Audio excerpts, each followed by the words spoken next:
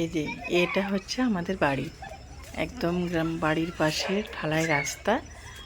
আর এই যে সাইডে গরুর গাড়ি, আর এই যে ধানের ঢোল রাখা রয়েছে। আর রাস্তার দু সাইডে রয়েছে মুরগি ছোটন গাছ। এই গাছগুলোকে আপনারা কি বলেন বলুন তো? আমরা তো মুরগি ছোটন বলি। আপনারা কি বলে জানেন সেটা অবশ্যই আমাকে কমেন্ট করে জানাবেন। এত দেখতে ভালো লাগছে, মানে দুটো সাইডে লাল হয়ে একদম ফুটে রয়েছে। বাড়ির সামনেও রয়েছে। তো আজকে আপনাদেরকে এটা আমি দেখছি, আপনাদেরকে দেখাবো না তা কি হয় বলুন? এই জন্য আপনাদেরকে দেখাচ্ছি। আপনাদেরকে না দেখিয়ে আমার তো মন ভালো লাগবে না, এই জন্য আপনাদের সাথেও শেয়ার করে নিচ্ছি।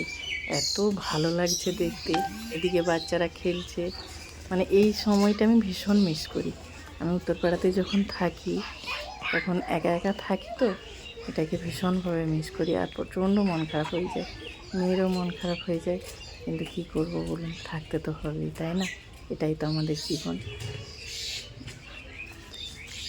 এই যে প্রচুর গাছ লাগানো রয়েছে, এরকম গাছ দেখছেন কত সুন্দর লাগছে।